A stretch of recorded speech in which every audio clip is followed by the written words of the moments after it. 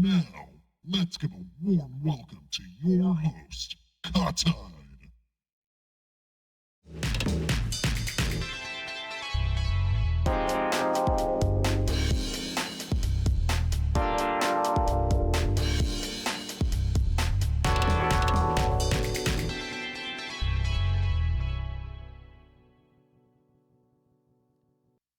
What's going on, everybody? How's it going on this Sunday? It's Sunday.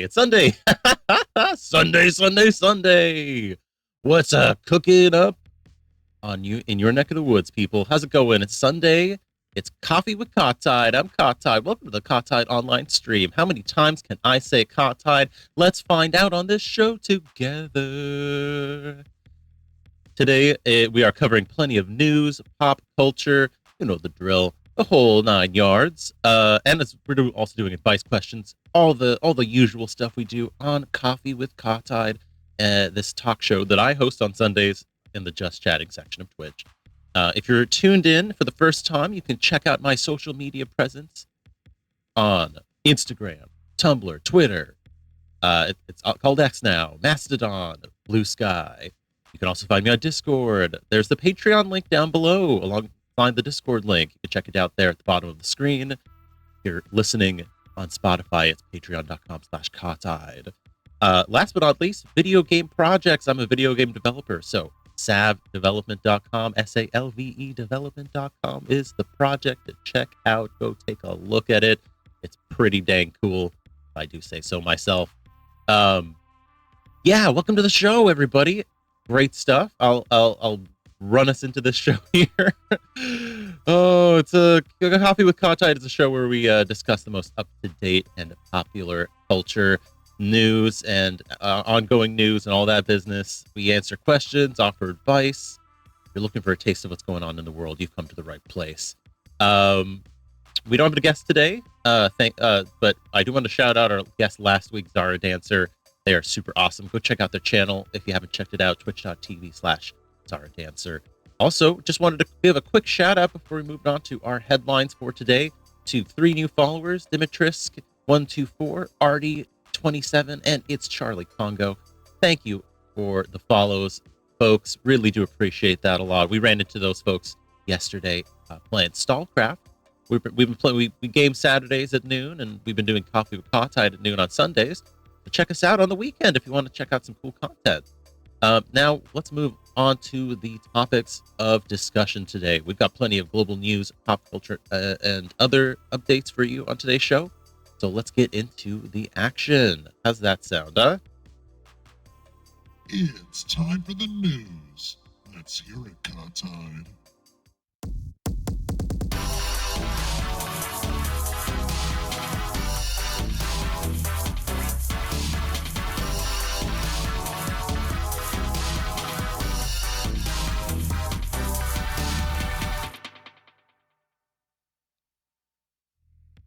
All right. Welcome to Current Events, where we talk about the news, politics, the economy, and all of that sad and depressing bullshit that we tend to encounter in our day-to-day lives.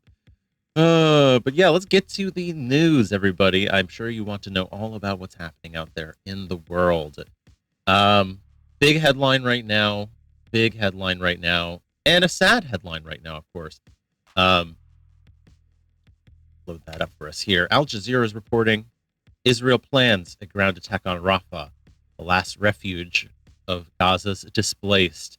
Now, if you've been following the news story for the last 100 or so days, obviously, anybody with fucking eyes can see that this has been an ongoing genocide conducted by Israel.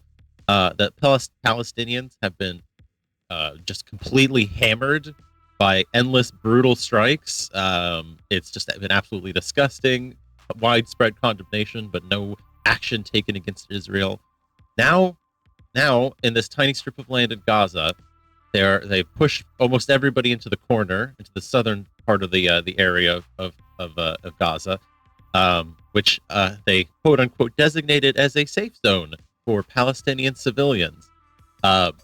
This is obviously a very transparent ploy. We know if we're watching here, if we're keeping our eyes open, we can see that Israel's really just trying to push them all out of Israel. I mean, it's trying to push all the Palestinians out of Israel, either by force or by death or by whatever they can do.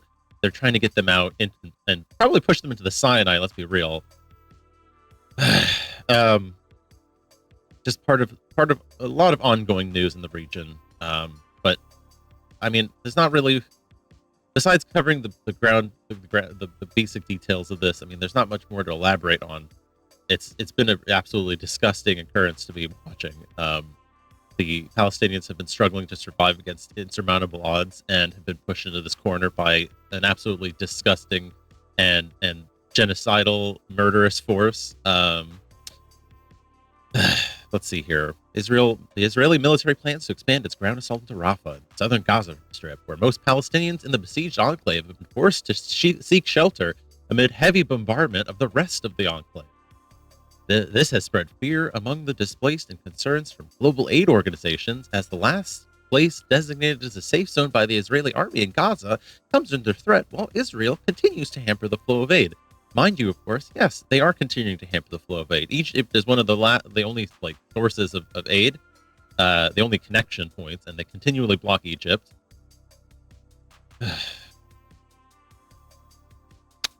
They're quoted here saying, "The Khan Yunis Brigade of the Hamas organization is disbanded. We will complete the mission there and continue to Rafah," Israeli Defense Minister Yoav Gallant said in a post. "We will continue until the end. There is no other way." What do you think the end means, by the way? What do you think the end means?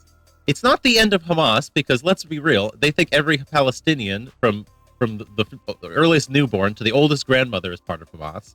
They think that every civilian is embedded in Hamas. So the end is ultimately the murder and displacement of every Palestinian person. That's it. That's the end of, that's all that there is. And bear in mind, here, take a look at this. Here's one thing. 1.9 million of Gaza's 2.3 million people, which were already crammed and dealing with space issues in Gaza, the Gaza Strip initially. 1.9 of them are all crammed into Rafah near at the border with Egypt, staying in residential buildings or sleeping in the streets without protection or basic infrastructure. Without protection or basic infrastructure. These are refugees. These are people fleeing bombardment. And yet, the Israelis continue to push, continue to gloat, continue to act like they're the wounded puppy for the world to see, that everyone needs to pet and say, "Oh, sorry, I'm so sorry for you, Israel, that you were attacked in October." October, by the way. This is October, and this bombardment has been going since October, and it is February now.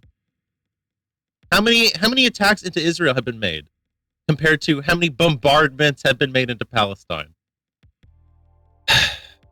Al Jazeera's Hani Mahmoud, reporting from Rafah on Friday, said the displaced population there lacks basics, including toilets and sufficient clean water. They are also unprepared for winter, with no blankets or suitable clothing, all of which puts them at risk of getting sick, he said. Mahmoud said Gallant's statement shows a total lack of caring for people in Rafah, who are already facing desperate conditions. For many, it's increased the level of panic. They don't have anywhere else to go to. This is the last refuge for Palestinians in Gaza. Beyond it is only the Egyptian border.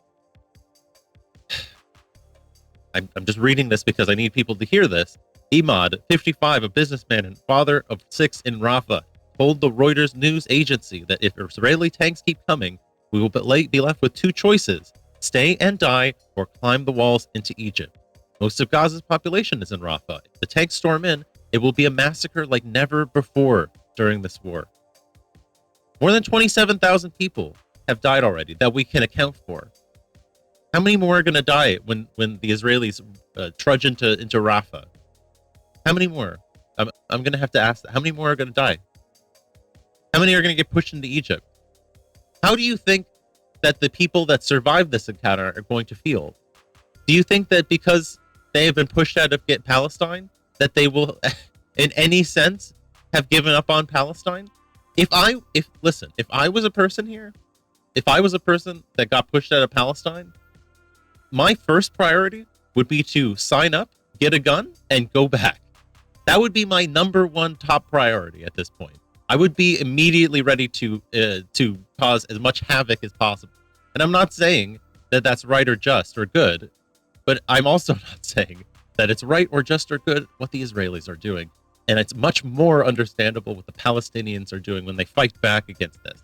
Frankly, it is their land. They were there first, and I fault no one on that amongst the Palestinians for fighting back.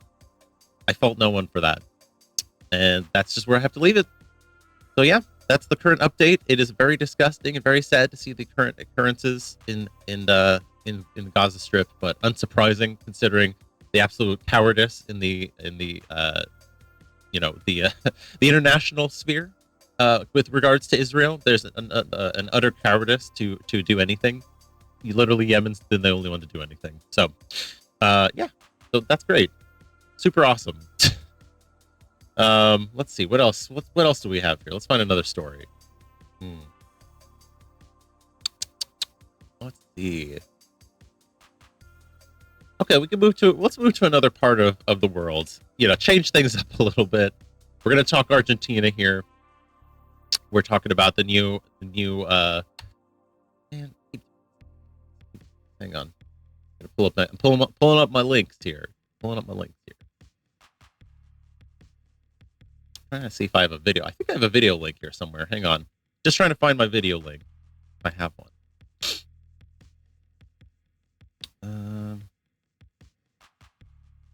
No, I don't think I have any video links on this article here. Sad, but that's okay. I'll read it out to you. Still worth looking into. So, as reported by the English version of El País, Argentine Congress settles in for marathon debate over Javier Milei's bill to dismantle the state. If you've been keeping track of any of the ongoing political developments in Argentina, the Javier Milei is the new president that got elected. He is very, very kooky. He's a kooky kind of guy, and in a very kooky kind of way, and not a fun kind of kooky way, I'll say. He's very much a very libertarian. He's got a lot of policies that he's interested in proposing. Let's see. If we get a breakdown of some of the things that he's recommending.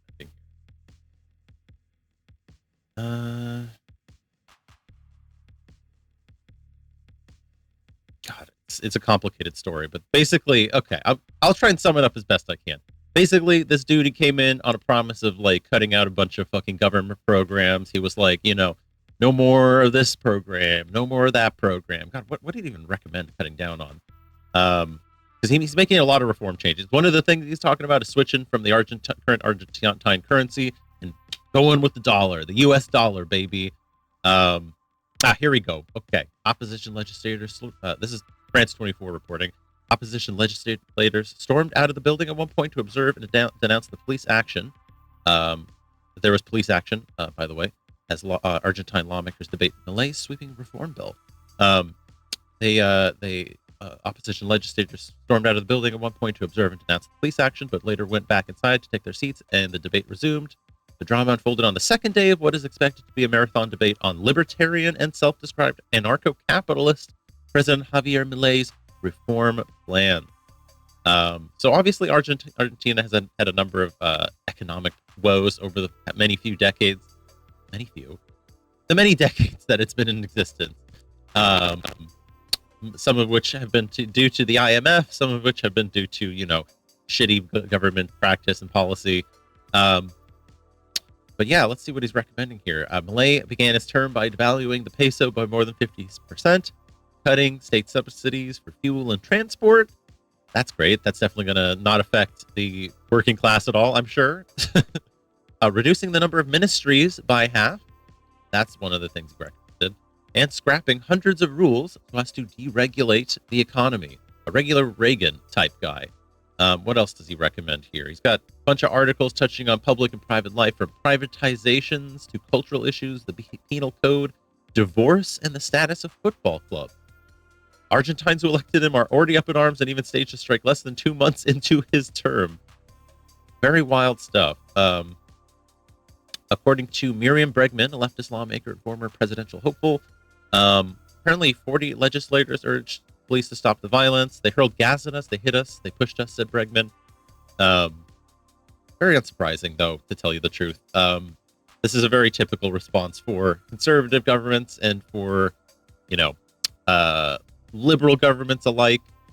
They tend to favor the use of the police to ignore the demands of the people and the problems people have with their governments. Very sad things to see, of course. There's some photos here as well. Fuck you. I don't give a shit. We're not going to the Telegraph. We hate the Telegraph here. I have some clips on this. Anyway, rough times happening in Argentina. I expect to see within the next few years even worse conditions for Argentines after a lot of these horrible reform decisions. We'll see what happens, though, of course. We'll see what happens. I would love to be proven wrong. I would love that to be the case. All right, next up, we got something that's less politics, more sad tragedy news. There was a plane crash recently in Clearwater, Florida. Really, really crazy stuff. I'm gonna try and I'm gonna see if I have any good links on this one. I think there are some links or some good clips here for our video watchers.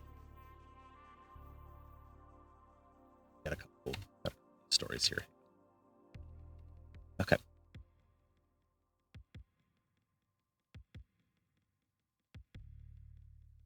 We'll watch the NBC News clip here.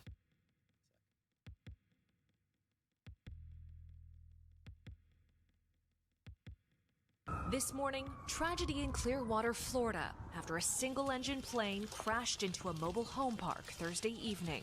I'm losing engine. They went down hard. The fiery crash happened around 7 p.m. last night. I can confirm Yeesh. that we have several fatalities, both from the aircraft and within the mobile home. Yeah, no The kidding. small plane struck Jesus. one home directly, the blaze causing fire damage to at least 3 other homes nearby. I mean, this is awful. This is super awful, and this touches on like a minor, like weird back of the head fear for me. Because like every once in a while, I just think like, what if a plane lands on my house? You know? Because I literally, here's a weird story. I went to a Bible camp when I was really little, and there was this guy, and he was like telling us the story about like God saving him or something like that. And the whole story centered around the fact that he lived in a house, and then like 2 houses over, a whole fucking like whole ass plane landed on him. I think it was a cargo plane. Landed on the house and blew it apart, like just completely obliterated it. And he was like, I believe in God because he saved me that day. That plane missed my house, you know? And I think about that. I don't believe in God or anything like that, but I think like, what if a plane crashed at my house today? What the fuck would that look like? And would I even make it out of that alive? Probably not. 3 other homes nearby. 2 people trapped inside the house and flames showing. Oh, This God. helicopter video shows the field of debris, with firefighters working overnight to put out any hot spots. We haven't been able to get into the scene to effectively assess the totality of it at this point. The pilot of the plane, a Beechcraft Bonanza V-35, reported engine failure shortly before the crash, according to the Federal Aviation Administration. The FAA adding in a statement, it is not yet known how many people were on board. We heard what we thought was like a motorcycle go by or something. Then What a few kind of plane? seconds later, it was. Wait. was Hold like on. a What kind of motorcycle plane go was by. that? On board. Wait, okay. I'm sorry. I gotta back up here. I want to see the size of this thing. Because that did a lot of damage for one little plane. What is that? A Beechcraft Bonanza. That up.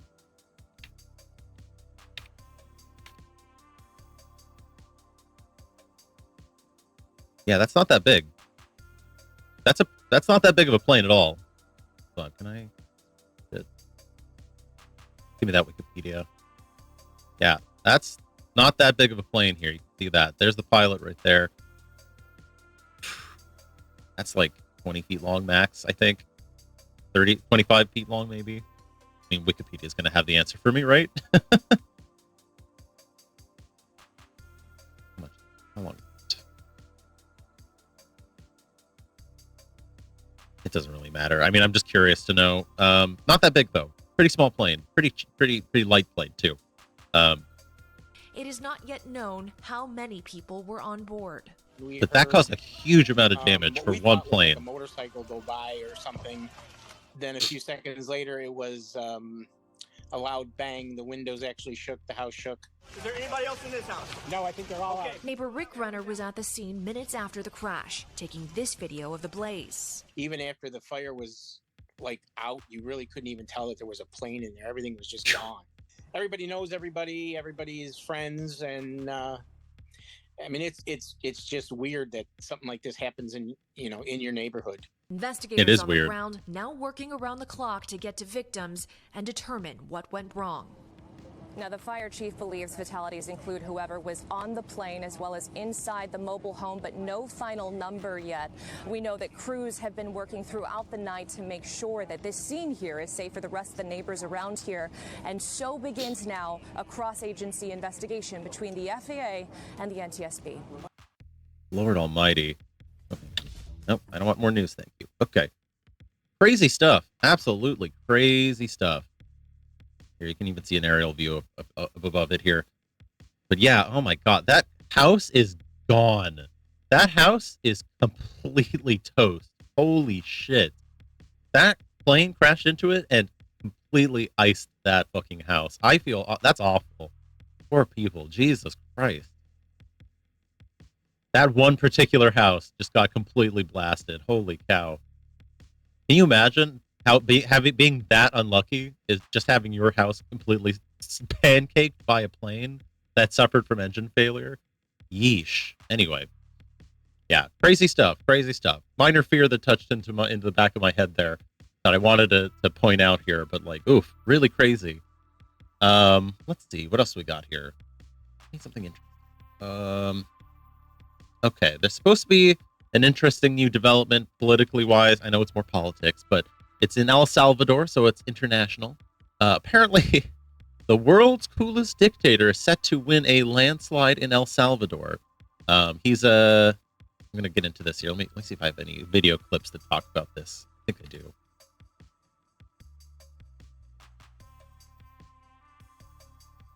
Let me see here. I guess not. Okay. That's fine. I'll do a little reading. So there's a guy named Bukele.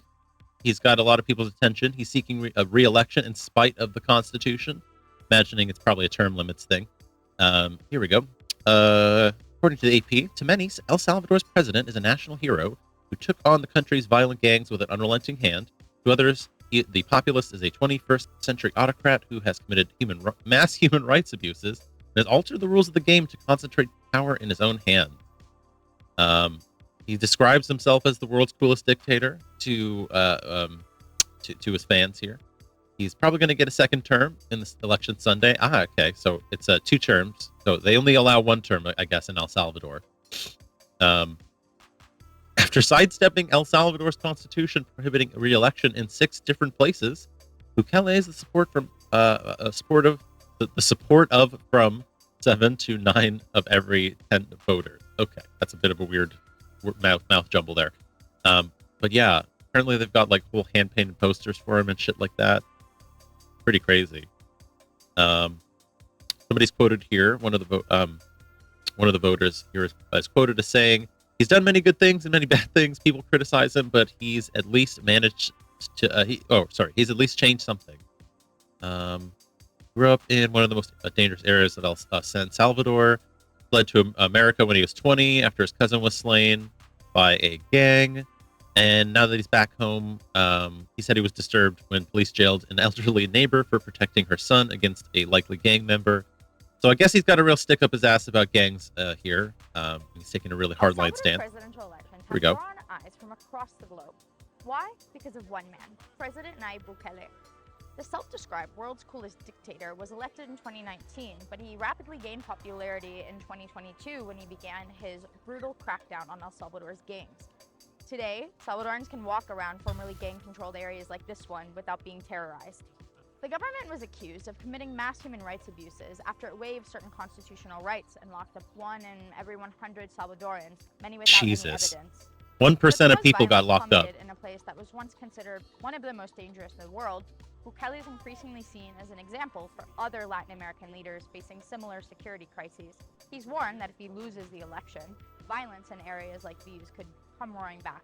He's adored by many Salvadorans, and polls show he'll easily skate into re-election. So then, why do we care? because many see Bukele as a democratic threat. El Salvador's constitution prohibits re-election, and over the course of his presidency, he's taken steps to effectively control every branch of government. He's done things like stack courts with sympathetic judges and made electoral reforms that effectively favor his own party. So, as Salvadorans Sounds a little have to Trumpy. vote, the question becomes, if the Bukele model becomes an example for Latin America, what comes next? Jeez. I mean, I don't think it's mass like crackdowns on people and mass arrests and fucking shooting people in the street and stuff like that. That's for fucking sure. I mean, there's always the angle, of course, that El Salvador is deeply affected by its very large, giant neighbor, the United States. And what happens in the United States affects El Salvador. And the fact is that a lot of the drug problems and gang problems stem from what America has done. And this is unfortunately a reactionary response to a lot of that. You know, I understand the situation being complicated and people suffering a lot under the gangs and wanting to do something about it. But I also don't think mass arrests and abuses and torture and things like this or alternatively, I don't think that circumventing, democratic law, is really the best way of going about solving this problem. Personally, that's just my take here. Let's see. Oh, that's interesting. Wait a second. So, hold on. When he was elected in 2019, Bukele, a former publicity manager of Palestinian descent, became Latin America's youngest leader. Fond of spectacle, he's attracted some of the world's biggest names. Recently hosting the Miss Universe pageant and pulling in soccer star Lionel Messi to play a preseason match. That's so weird. Really? He's Palestinian? That's bizarre. I didn't even know that. That's a twist that I couldn't see coming from a mile away. Hang on. I need to confirm this. I'm gonna double check the good old Wikipedias to see if this is. I gotta look at this. Hang on.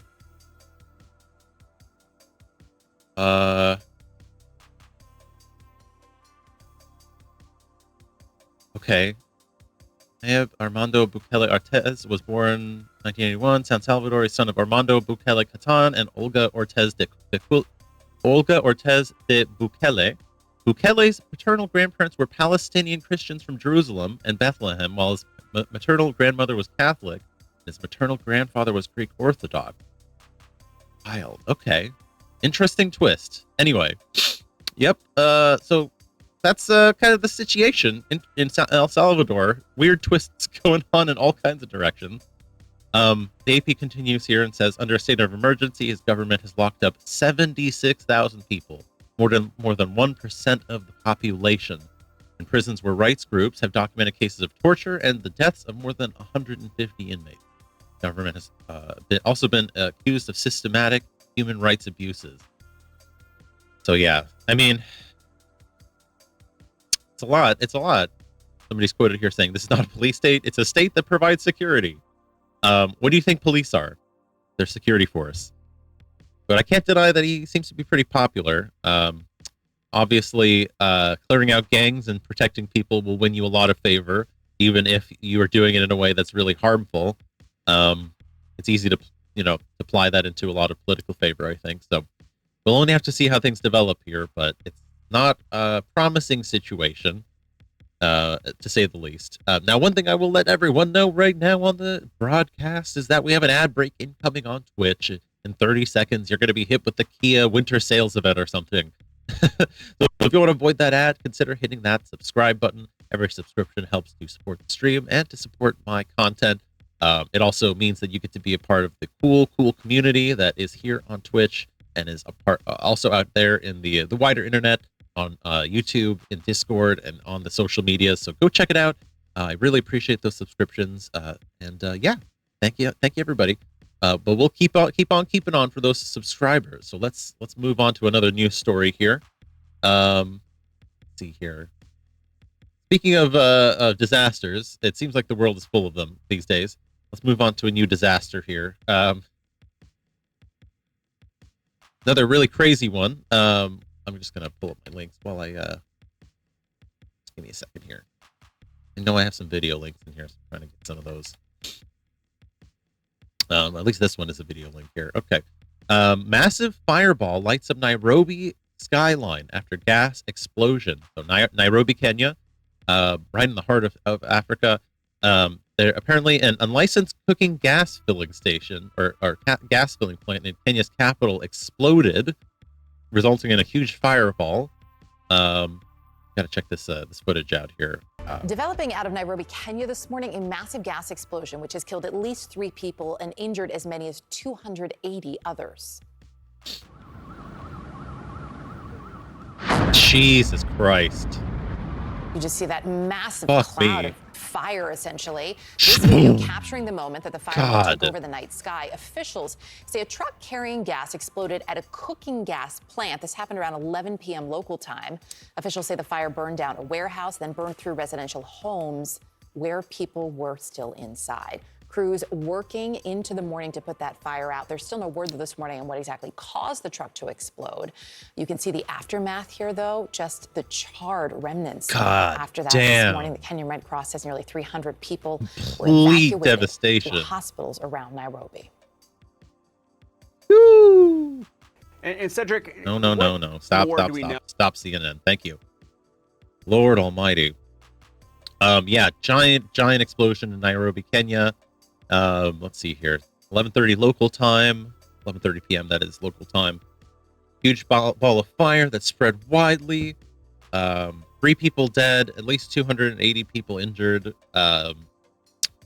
Absolutely crazy. Absolutely crazy. Can you imagine how badly burned some people must have been after that? God damn. The pressure wave must have been incredible. One resident told CNN his home was wrecked in the inferno. My house was totally damaged, said Alex Ontita, 25, who lived with his aunt and uncle. I was scared and emotional because this is a place I lived and now it is burned. I don't have any place to go, added Ontita, who said he had been at the scene all night. Other residents, such as 29-year-old Philip Kurubo, were also counting their losses from the blast. Kurubo told CNN outside her destroyed convenience store he was sleeping when the explosion happened. Yeah, I'm not kidding. Not surprised. I'm sure most people were sleeping at this point. Words. Boy, they really just really survived an inferno. The fire caught up with me from almost 1 kilometer away as I was escaping. 1 kilometer away! My God. The flames from the explosion knocked me down and burnt me on my neck, he added, showing the Reuters reporter his injury. Oh. But yeah, very crazy stuff. Reminds me a lot of, what was it? Oh, Beirut? Wasn't it in Beirut, Lebanon? Where that gigantic explosion took out like a quarter of the city? God damn. Some of these unlicensed and like this is an unlicensed gas plant. That one was, I think, the one in Lebanon was stored gas, I think, or some sort of stored chemicals that were left in limbo due to like shipping issues and like weird regulation problems. Crazy stuff, though, when these things happen, and I really feel awful for the people who lost everything there. Really terrible stuff to see. Let's see, what else do we got? News stories. Let's see.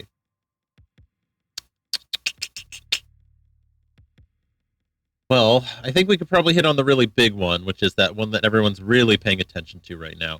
So tensions right now have been escalating with Iran as 3 American soldiers have been killed in recent strikes.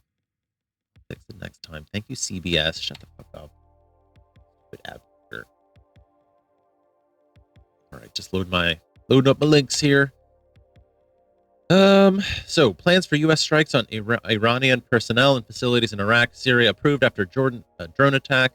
There was a recent drone attack that took out 3 service members.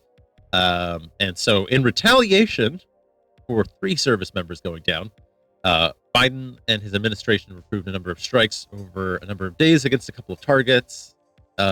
Mostly it seems in Iraq and Syria, but it's targeting Iranian personnel and facilities. Let's see here. Defense Secretary Lloyd Austin told reporters that the U.S. won't tolerate attacks on American troops. So here's my question: why are we there? Why were our troops in Jordan in the first place? Why are our troops in Jordan? Sorry, I whacked my mic. Why are they there? Why Why do they need to be there? Why are they there? Can we ask that question? Because I think that's an important question to ask right now. Why are U.S. troops in Jordan right now? Why are U.S. troops anywhere there? It's not America. It's not anywhere near America. They didn't ask us to be there specifically, as far as I know, right? Why are they there? Why are they getting killed in the Middle East again? Why are we there? Why do we feel the need to retaliate right now for 3 U.S. service members, which of course is sad that they died. It's very sad that they died. But why do we need to retaliate against targets all across the Middle East? Just because we lost 3 people who weren't even supposed to be there in the first place? Why are we there? You know? Austin says, this is a dangerous moment in the Middle East, noting that Israel's ongoing war against Hamas in the Gaza Strip and attacks by Houthi rebels in Yemen on commercial shipping in the Red Sea were also happening in the region. We will continue to work to avoid a wider conflict in the region, but we will take all necessary actions to defend the United States, our interests, and our people. And we will respond when we choose, where we choose, and how we choose. Highlight our interests, because I think this is where this all comes down to. Ultimately, the United States has interests in the region. That's why we have soldiers there. Israel is one of our interests.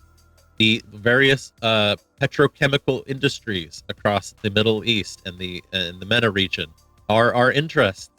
The commercial shipping through the Red Sea, we guard that because that is our interest. Keep in mind that. Keep in mind that.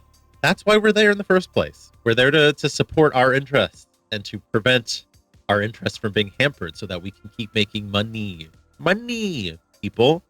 This is what this is about ultimately. There have been no new attacks on U.S. troop locations in the region since the Iran-backed militia Kahtide Hezbollah announced Wednesday that it was suspending military operations against American forces. There's no indication from U.S. officials that the group's declared suspension was delaying the American military's retaliatory strike. Of course, because we need to look like we're doing something, right? We need to hit some targets, right? We got to hit some targets. Got to make sure that we hit some targets so that the American people know that we are doing everything we can to make sure that their goddamn Funko Pops make it through the Red Sea. All right? Pretty awful. Iran's reaction to the looming threat of American retaliation against what the Biden administration calls Iranian proxy groups has been a consistent denial of any responsibility for the attacks on American forces and a warning that any strike on Iranian territory or personnel would escalate tension in the tumultuous region, not make U.S. forces safer. Which is true. This is true. This is absolutely fucking true.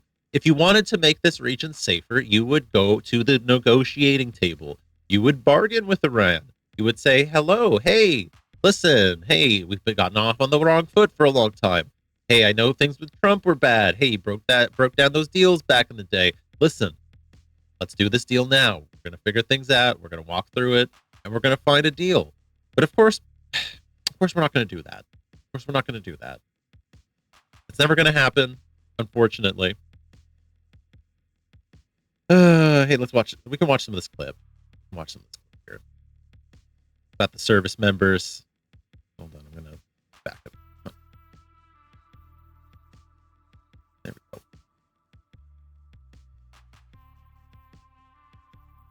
Do we have any sound? No, it's just fucking. They're just loading the bodies up. Jeez. Okay, I don't care about looking at that. Thank you. I wanted to see a clip, but anyway.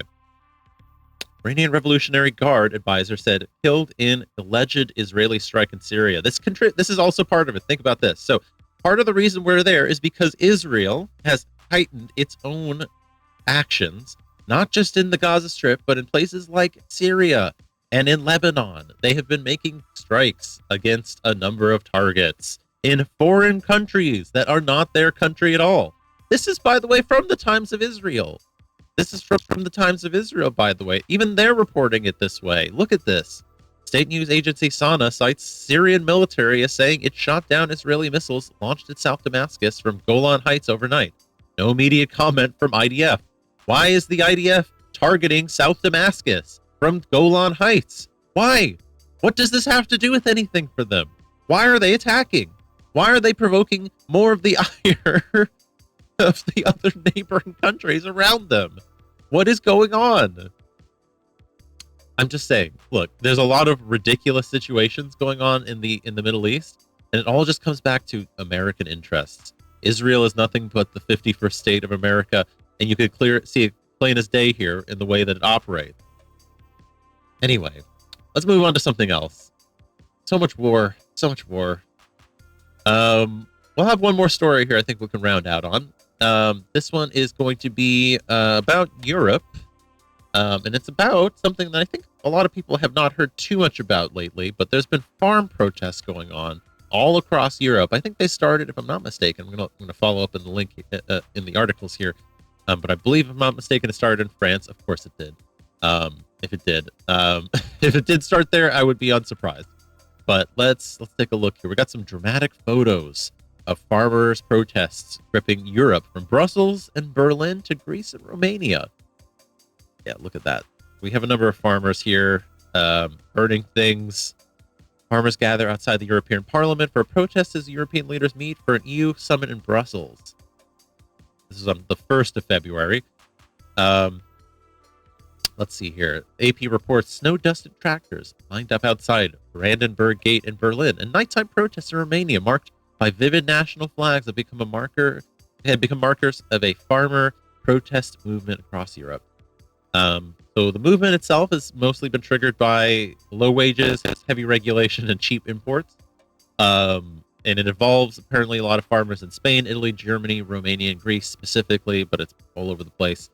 They've been doing things like putting up convoys. Heavy-duty tractors have been spread around in places to slow things down. And they're demanding that leaders at the EU summit provide relief from rising prices and bureaucracy. Let's see. There's some traffic barricades on highways around Paris as well. You can see here some photos as well of right in front of Brandenburg Gate here as they're lined up blocking traffic. They're dumping hay. They're sitting idle. They've got pallets in places to ruin traffic.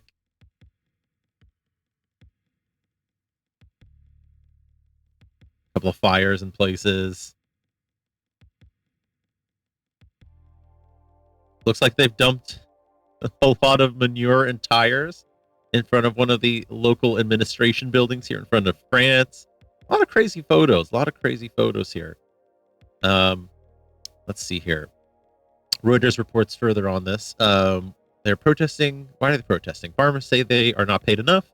They're choked by taxes, red tape, excessive environmental rules, and blame cheap food imports.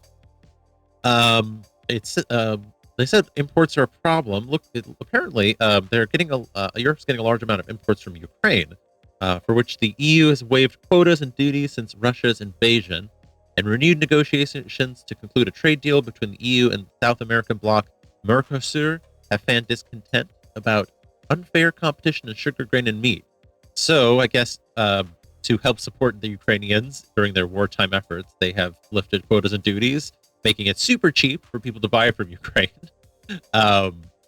And also apparently there's a lot of super cheap stuff coming from from South America, and farmers feel like they're getting pushed out.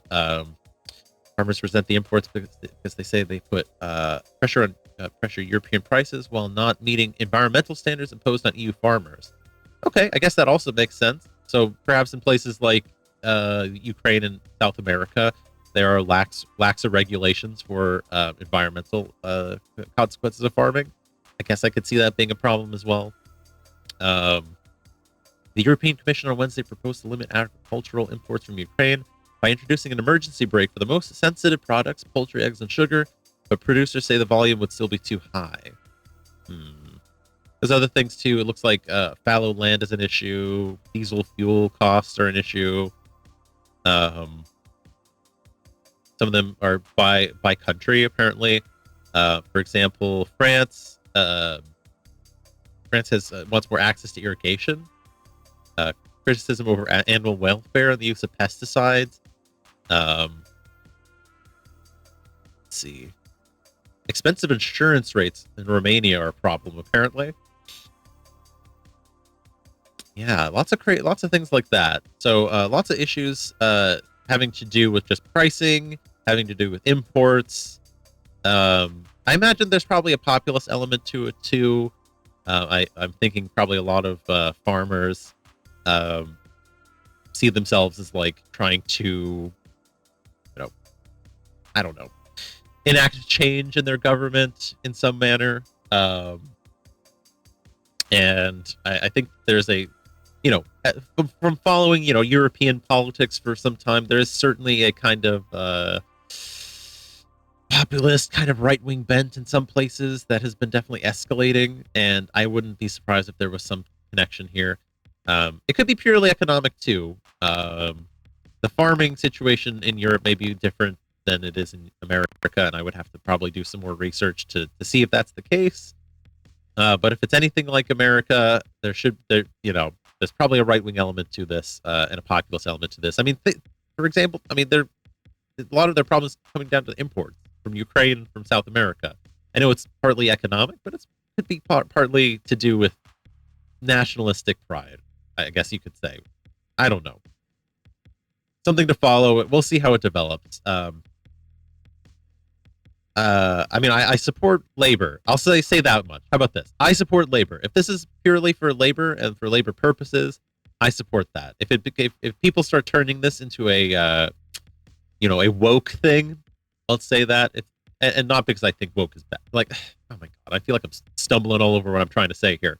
Look, a lot of people try to turn this into an identity politics issue, where they try to blame this on, quote unquote woke ideologies. If it turns into that, I think that this is probably not a great protest. If it's focused on the labor part of it, if it's focused on trying to support labor and making sure that people who work and produce the food that Europeans rely on, they're paid their fair share, I think that's what I support. So I'll leave it at that.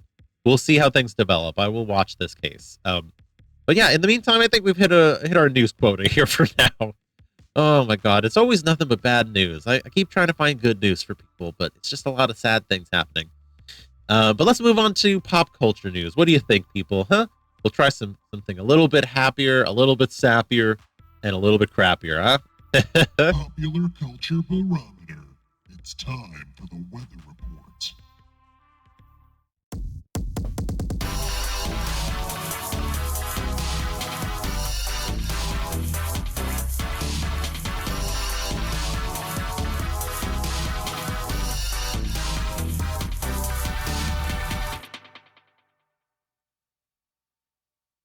All right, baby, it's time for What's Popping, where we discuss pop culture, the internet, streaming, and more.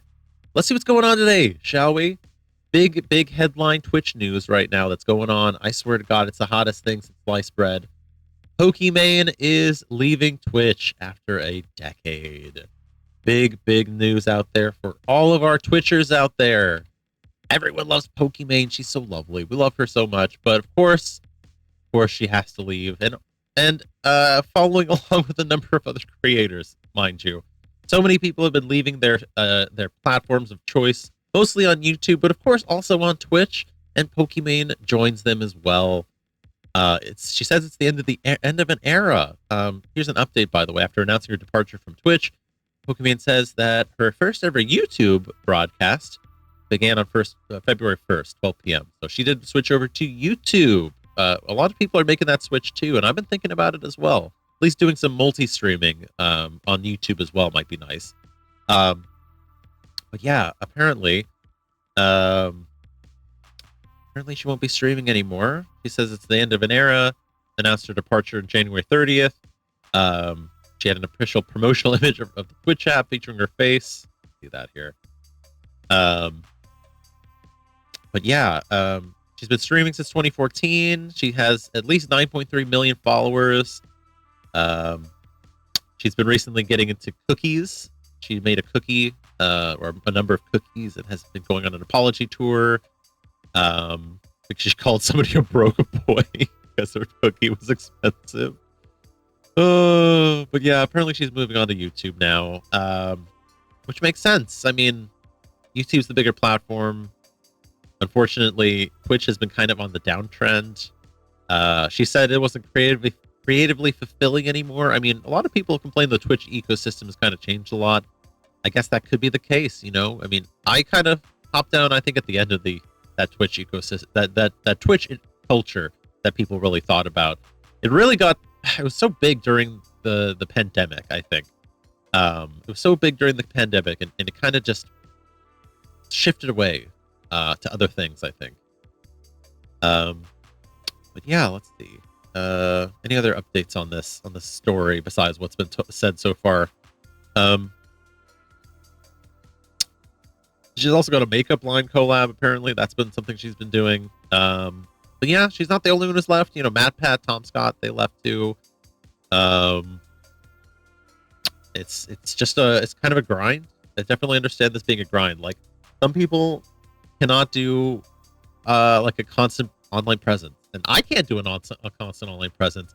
I mean, frankly, I feel like my presence on Twitch would have grown more if I was like here every day, but I don't want to be here every day, and I'm not going to be here every day, and I have other things I'd rather be doing.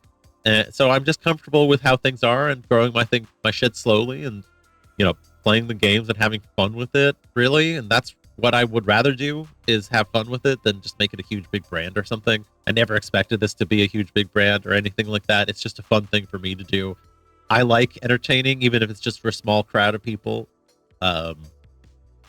And, you know, that's just how it is. And so I do it for fun. Some people make it a career, and she definitely made it a big time career. And I think that's awesome. Get the bag. But, like, also, I can see her wanting to step away from it after a decade of doing this shit. It grinds. It's a grind, for sure. Especially when you make your everyday job. So good luck to her, I suppose. You know, I hope things go well for her. We'll see how YouTube turns out. But that's all there is really to say about it. Just another big name departure, going out there and changing things up for themselves. As for departures, we've got a big time return here. One that I wasn't even aware of what it was something to expect. Apparently, Wendy Williams was gone for like a year and nobody even knew about it. And now she's back, and she had like a documentary, and she's been like on some really hard times lately. I didn't even realize she stepped away. But I think there might be some clips here. Yeah, hang on. Where is Wendy Williams? She has a new documentary apparently about where she's been. Oh my God, no, I can't do this. I can't do this. I have to sit down again. She was put in front of a judge and given a guardian. That was when they took her away from us. I have no money. And I'm gonna tell you something. If it happens to me, it could happen to you. As her family, we were all sitting on the sidelines watching, and she was crying out for help. Did you drink this whole thing today? Keep it there. Okay. Keep it there. My mom, she always talks about how she wants to work, but I feel as though she's worked enough. She has people around who are yes people and allowing this to continue. This is all too much. Go! Drive! I have no idea where we are. This doesn't look like anything familiar. I think she's losing memory. Have you guys noticed that? How dare him? I control men. What the fuck? I haven't even seen this yet. Anybody could look at her and tell this is not just alcohol. There's something more going on. God. I miss my family. Be here. Please be here. No matter how many times somebody may fall down, you gotta lift them back up. We all make choices in life. God. We all go through our She's got the eyes of the killer at this point. She's become the killer. How you doing? That's my sister. There have been random people around you. Stealing money from me. Getting money, whatever the case may be. Enough. Can you tell me where your sister is? No, I don't know the exact location of where she is. What? The guardian has not done a good job of protecting my mom. My life. My life. Right now, she's weak and vulnerable, and she needs to be around people who aren't going to take advantage of that. I have no friends. You know how many people come out to support you? You know how many people love you? No. Pardon me. Oh my God. I know. I think that the guardianship system is broken. She's under a guardianship? And you tell me that I'm not capable of taking care of my sister. What would you do? What should I do? I love being famous. But family is everything. So good to see you again, Dad. It's good to see you, babe. That was 2 minutes, but that felt like 2 months. Oh my God. What the fuck? I didn't even know any of this stuff. Okay, let's see here. Wendy Williams is ready to step back into the spotlight. She's 59, ended her 6-month social media hiatus on Friday, and there's a trailer for a bombshell documentary. I didn't even realize her talk show ended. It ended in June 2022. In March 2023, it was rumored that the podcast had been canceled. That she had apparently had a podcast that got canceled. She apparently has no money and has been dealing with substance abuse issues. Apparently she's losing her memory, but like, oh my God, I've seen some Wendy Williams over time. She's got some kooky takes. Really kooky takes. In February 2022, Wells Fargo expressed concern to a New York Supreme Court judge, claiming that Williams needed assistance with her financial affairs amid ongoing health issues at the time, which included her battle with Graves' disease. Graves' disease. We are concerned about Williams' situation. What is Graves' disease? An autoimmune disorder that can cause hyperthyroidism or overactive thyroid. Okay, I see.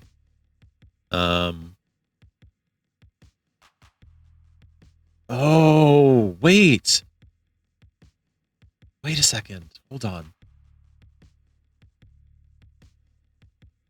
Bulging. Oh, wait, that's why her eyes look like that, because she has great. Oh, I feel awful now. Oh, okay. I'm sorry about saying her eyes. She had the eyes of the killer. Apparently, when you have this disease, your eyes bulge out a bit. Oh, no. Oh, God. Okay. Well, that's awful. I'm sorry to hear that. Okay. Well, that explains it. Okay. Well, yeah. Okay. Apparently, she has a guardianship with her sister. It is our hope that the guardianship part of the court will imminently appoint a temporary guardian or evaluator to review the situation, ensure that Williams' affairs are being properly handled. Goodness gracious. She apparently drank an entire bottle of vodka on camera. My goodness. Also, these are gigantic boots. Oh my God. There's a picture of her with gigantic boots here. In June 2023, it was said that Williams' alcohol use might be fatal because it affects her way worse than a normal person since it stays in her system, I imagine because of the Graves' disease. God damn. Anyway, yeah. Really crazy stuff.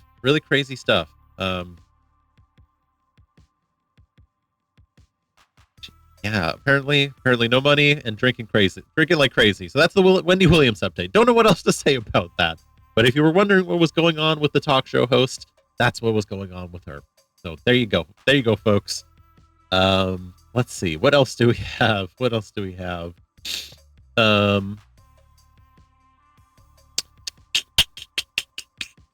Oh, this one's fun. Apparently Ben Shapiro became #1 on iTunes, which I don't know if you are aware of this, but no one uses iTunes anymore. So good job, Ben. Good job. Let's watch a little clip. Right-wing commentator Ben Shapiro, is he the #1 rapper in the world? And I make racks off compound interest. Y'all live with your parents. Nikki, take some notes. I just did this for fun. All my people download this. Let's get a Billboard #1. Wait. I gotta hear that again. I love that line. I've heard this bar a couple of times, but I need you to listen to that bar again. Let's get this to a Billboard #1. Your parents, Nikki, take some notes. I just did this for fun. All my people download this. Let's get a Billboard #1. There's Ben Shapiro on a song called Facts by conservative Canadian rapper Tom MacDonald. Tom affirms traditional... I hate conservative Canadians are the worst because they all want to just be Americans. Go to Canada and go be fucking conservative over there, okay? Go live in Quebec and go be all conservative and bullshit and talk about how much you love fucking talking in French and fuck off, okay? Leave America alone. We have enough conservatives here. Thank you. Don't need more. Roles in the track, rallies against the woke. Now, Ben may have got his wish. The song reached #1 on the iTunes rap charts. Nicki Minaj actually congratulated him on X. Apple says iTunes numbers are a combo of downloads and bought songs through iTunes, not streams. As far as streaming goes, it hasn't cracked the top 100 in either Spotify or Apple Music streaming, though I imagine with all of the coverage today, it probably will change soon. Though it has received 10 million streams on YouTube, Shapiro says the platform has suppressed it. Now, one thing about this is very few people actually buy music anymore, so it's not too hard to get a very dedicated group of people to make a song chart really high on the iTunes charts. Also, while there have been a lot of Ben Shapiro AI raps on the internet, this one does seem to be real, and some have pointed out that the AI Ben is actually a better rapper than the Ben. He said the oil is still, famously Jewish. He said the oil is still burning, #1 for day 6, which I thought was good joke. A talent. Oh, wait. mean, I actually do. I want to look up the bars really quickly because I got to read these out to you. Shapiro rap lyrics. I got to look up these lyrics. Facts lyrics. Okay, we'll go to the genius lyrics. I got to look up his lines here. Okay, let's look at the stats. I've got the facts. My money like Lizzo. My pockets are fat. Homie, I'm epic. Don't be a wap. Dog, it's a yarmulke. Homie, no cap. Look at the graphs. Look at my charts. You're blowing money on strippers and cars. You're going to prison. I'm on television. Dogs, no one knows who you are. Keep hating on me on the internet. Oh my God, this is awful. Keep hating on me on the internet. My comment section, all woke Karen. And I make racks off compound interest. Y'all live with your parents. Nikki, take some notes. I just did this for fun. All my people download this. Let's get a Billboard #1. Oh, people have been saying that he looks like a baby girl in that hoodie, and I tend to agree. Let's see. Do I actually have the? Yeah, Nikki was congratulating him on this one, which was really funny. Nikki was congratulating him on this. Rapper Nicki Minaj congratulated conservative commentator Ben Shapiro on his featured rap song with Tom McDonald, dubbed Facts, which reached the #1 spot on the US iTunes chart. I just listened to it, Ben Shapiro, not bad, Minaj wrote in a Saturday post on X, formerly known as Twitter. Congrats on #1, but a deaf sounds like Roman's Revenge when the beat first came in. IDK, she added, referencing one of her songs. Okay. Shapiro responded later in a post on X while tagging Minaj, saying that he didn't know what I was doing, but I put on a cape. Now it's which world tour should I go on today? My God. Oh my God. He's such a dork. I want to see where he's at up. Can I kind of look? Yeah, look. He looks like a baby girl. He looks like he's wearing his boyfriend's hoodie. He looks like he's wearing his boyfriend's hoodie. Like, oh, he's all cozy in his little BF's hoodie. Like, oh, that's so cute. Oh, it's like Tom was like, hey babe, come on, put on my hoodie, come on. And Ben was like, oh, it smells like you. I really like that. Oh, it smells like you. Oh, it makes me feel really safe when I wear your hoodie.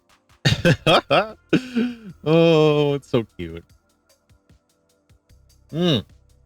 Anyway, let's move on. Enough of that bullshit. Oh God, this was something interesting that came up too. I don't know if anyone's talking about this one right now. It seems like boomer news, but I figured I'd bring it up anyway. Country star Darius Rucker arrested on drug charges in Tennessee. Apparently, on Thursday, he was arrested on drug charges. He had a count of simple possession, 2 counts of simple possession or casual exchange of a controlled substance. They didn't comment on what drugs he had, but he apparently was released on a $10,000 bond. Is cooperating with authorities. Apparently, his comedian and ex-girlfriend Kate Quigley was not sympathetic. Yes, I've heard. All I can say is karma. Apparently, she posted later a bikini selfie on the platform, captioned "Mood when you hear your D-bag ex got arrested." #karma, which has since been deleted. He was also apparently, I didn't know this. He was apparently the Hootie and the Blowfish frontman too. I didn't know that. I'm not a Hootie fan, but apparently he was a Hootie. He was the Hootie frontman. Yeah, apparently, I wonder what it was. I think there was some more news from her. I think it was apparently she got hit with fentanyl or something. I think what happened was like a while ago she had some of his drug stash and got like really messed up on fentanyl or something like that, if I'm not mistaken. Yes, okay, here it is. Okay. Following their split, Quigley faced her own struggles. She accidentally overdosed in September 2021 after allegedly doing cocaine that had been laced with fentanyl. While Quigley survived the overdose, 3 of her friends died, which is crazy. But yeah, okay. Apparently they also have 2 kids, which is also pretty crazy. So yeah, there's your update. Darius Rucker got arrested for drug possession. Not fun. But if you were a fan of Hootie, there's your Hootie update. Let's see. Oh, gaming news. Hey, there's some more gaming news. This one was something I haven't even read about yet, so I'm going to look into this with you. Let's take a look here.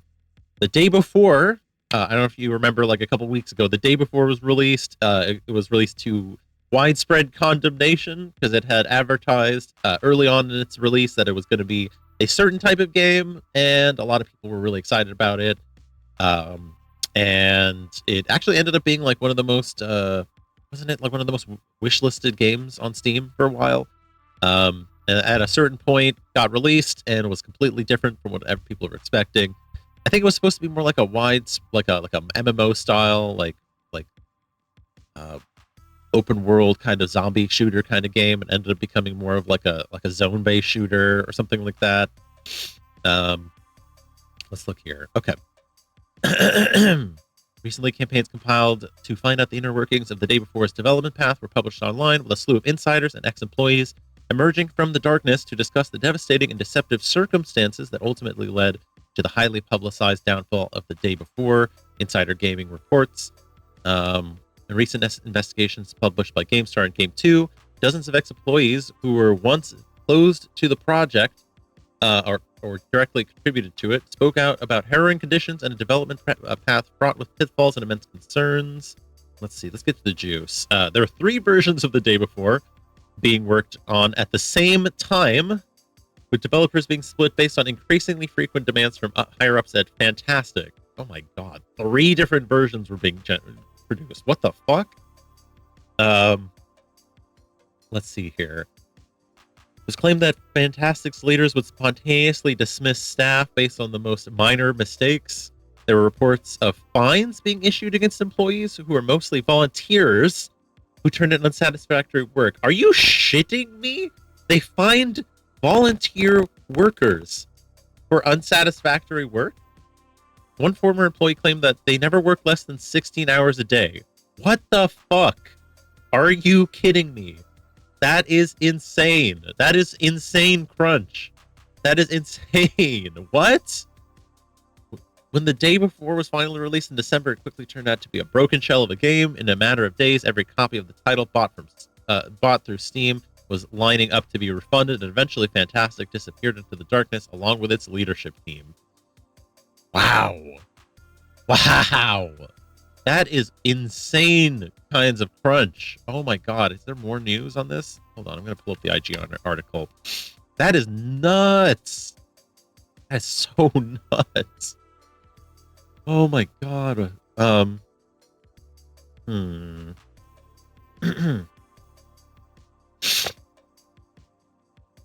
just reading here. Okay. Had humble beginnings. 10 members of a 20-person team originally told that they would be working on a top-secret but small-scale survival game with a wintry aesthetic and a cartoonish visuals. Definitely not that. On-the-fly changes coincided with other game releases. As the day before, developers were told to imitate features such as the character creator from popular titles like Baldur's Gate 3, Grand Theft Auto Online, and Hogwarts Legacy. Changes were so frequent that there were essentially 3 versions of the day before during its development that were all completely different. Okay, that's a bit more nuanced, but makes more sense. Unrealistic deadlines, overpromises, and unreasonable demands are all said to all stem from Fantastic founders and brothers Edward and Eisen Gotovsev. Sorry, I'm mispronouncing that probably. Some sources say the 2 company heads would refer to the entire team as a big family. Always a red flag. Always a red flag. Hi, Zara. Yeah, wow. Isn't that crazy, by the way? Crazy. But yeah, if any company says that you're a family, that's a red flag. That's never, no. That's never true. Zara says, I worked with some crazy conditions prior to game being released, but that's insane. I know, right? 16-hour crunch days. That's insane. That's insane and unhealthy and unsustainable. That is awful. You cannot ever expect somebody to do that. Finding a volunteer worker because they turned in unsatisfactory work, a volunteer worker that you are not paying, that is crazy. Oh my God. A team member's removal was allegedly attributed to their lack of will, but simple mistakes reportedly came with a completely different threat: fines. Sources report instances of fines being handed out for small errors, such as when 2 individuals were asked to pay $1,930 for turning in low-quality voice recordings. Oh my God. Somebody here is quoted as saying, over the last year and a half, I haven't had a Saturday off, and for the last 2 months, I haven't had a day off at all. That is insane. For a game that was a shell that ended up just being taken down and refunded, that is crazy. And this is everywhere in the game industry, my people. This is not just one place, by the way. If this is happening here, you know it's happening in countless other places in the game industry. Think about, okay, how about this? One example. Think about how many goddamn mobile games get put out there on the Play Store or on the iPhone store or whatever it is, the Apple Store. Blech. Think about how many fucking games get put out there. There is a team behind those, or there's like a couple developers behind each of those games. Think about how much crunch is getting put in just for those mobile games. This was supposed to be like a big AAA title that had like 20, 30 people on it. And this happens to the AAA industry all the time too. And you don't even hear about it nearly as much. But like, my God in heaven, this is crazy. This is absolutely awful. And we need to do some game unions. We need video game unions. We need a video game union. We need some sort of like system of practice. Like, we need some sort of like regulation. Like, oh yeah, I worked some crazy crunch days. I can imagine. But like, listen, like, video game development is obviously, it's got a lot of quirks and twists and turns and stuff. And there's like a lot of unanticipated work that has to happen when you're doing a video game, because you can't anticipate everything and you can't plan through everything when you're making a game. But there has to be standards. There has to be some sort of like protection in place. There has to be something going for the workers so that they know they're not going to get fucking crunched like this and have their work wasted in such an awful way. Zara says, but we were never fined for poor work. We were given warnings, and if we didn't improve, we were let go. I mean, even that is awful enough. Like, video games are a creative process. You can't just like have this authoritative top-down, like, we're gonna do things my way. You're gonna like, it doesn't work this way. Video game development is a creative process. You have to work with the people making the game itself. They're on the ground, seeing how things fit together. Like, I'm a game developer. I'm immersed in seeing how things fit together in my game. I have an intimate look at all of the little elements and how it all comes together. If you tried to split this up, you know, in like a haphazard way, if you just try and bring people on out of nowhere that don't know what's going on with the game, like, you're going to have a mess on your hands. It's messy enough doing this alone and knowing all the elements in your head. It's messy enough for me to do it. Imagine putting a team of 20 or 30 people together, having to coordinate all of that on a bigger scale game that I'm even working on. Like, you're going to have a mess, and it's going to be awful. Like, you need to have a sense of vision. You need to have a set of standards. You need to protect your workers because they know what they're making. They're going to be making the game for you. If you're an administrator, you can't just be on high dropping these kinds of decisions on them. You have to trust your team, and you have to like trust their understanding. You have to have good people managing those teams who know what's going on, who know how the pieces fit together.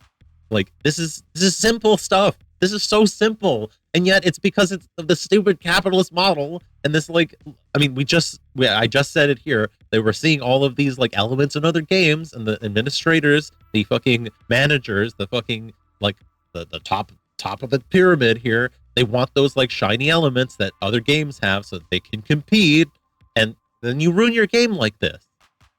I'm ranting.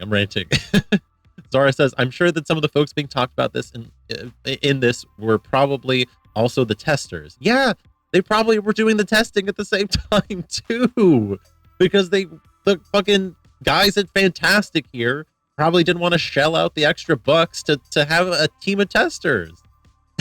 Losing it. I am losing it. But I care about this a lot. Like, you can't, like, this is why games flop. This is why games flop. This is why games fucking flop, is because you make these stupid decisions on the managerial side that make no sense. Like, you crunch your workers way too hard. You don't give them time to rest and recover. You make them suffer so they don't enjoy their work. You switch up the parameters of the game. You switch up the expectations of the game constantly, so they never know what they're going to be making. Like, this is not how you make a creative project. I mean, for all of the flaws of the movie industry, for all the flaws of Hollywood, they have a system down. They know what they're doing. There's like a pattern. There's like a way that they follow things. There's a union. There are unions in place. They have contracts they follow. They have expectations they follow. There are limits to their work hours. You know, there are expectations on payment. This stuff exists for a reason, so that we can produce movies, you know, on a consistent basis and produce a return on those movies. Zara says, if I wonder if the volunteers were the testers, sometimes we had to turn in voice stuff to fully explain what issue we discovered in the game build. Who knows? I mean, who knows? That's the other thing about this stuff, is that so much of this like production stuff is like really murky, and they never want to admit anything or talk about numbers, and they always like blacklist people that are in the industry who speak out. It's so awful. It's really, really awful. Really, really, really awful. But yeah, sad to hear it. Sad news in the game industry. Awful developments, but again, unsurprising developments. This is just kind of how the game industry, especially the AAA game industry and the more competitive spaces, have been developing. They've really just been pushing in this direction of cutting costs, kind of having these warehouses of employees working on stuff. They're constantly trying to chase trends rather than actually produce something of substance and creative worth.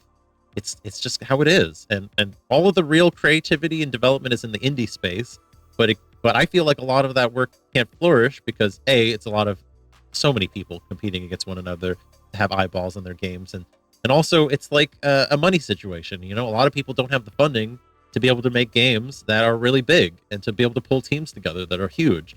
Not huge, but like huge in terms of indie scale, you know, like a 30-person team is huge in terms of an indie scale, you know. That's a big team for an indie game studio to be able to support. Really big. But like like being able to support something like that, it's a money issue, you know, and so many of these AAA developers suck up so much, or not even the developers necessarily, but a lot of times it's the publishers that are sucking up so much of this money and capital, and it's just really sad. So we'll see what happens. But hey, that's some awful news to come out, and I feel really awful for the people who worked on that game, whose work was squandered. I hope they can find better projects. Let's see. I've got another rant. Here's another lovely, lovely rant that we're going to go on here today, because boy howdy. Oh, it's so sad. It's the saddest fucking news of all time. Taylor Swift could make it from Tokyo to the Super Bowl, but parking her private jet could be so tricky. Oh no. Why parking, not flying, could be what prevents Taylor Swift from making it to the Super Bowl. Oh no. She wants to see Travis Kelce, her boyfriend, play in the Super Bowl. And she's going to have a really, really tough time getting her parking, you know? Oh my God. Oh no. Taylor's travels draw scrutiny about emissions. Taylor Swift is racking up the frequent flyer miles between overseas tour stops while also cheering on the Kansas City Chiefs on their way to the Super Bowl. Yeah, she is. Over the past few weeks, Taylor Swift has faced a growing amount of scrutiny online, with people pointing out the amount of emissions like carbon dioxide that are released from her private plane as she travels to her concerts and to NFL football games.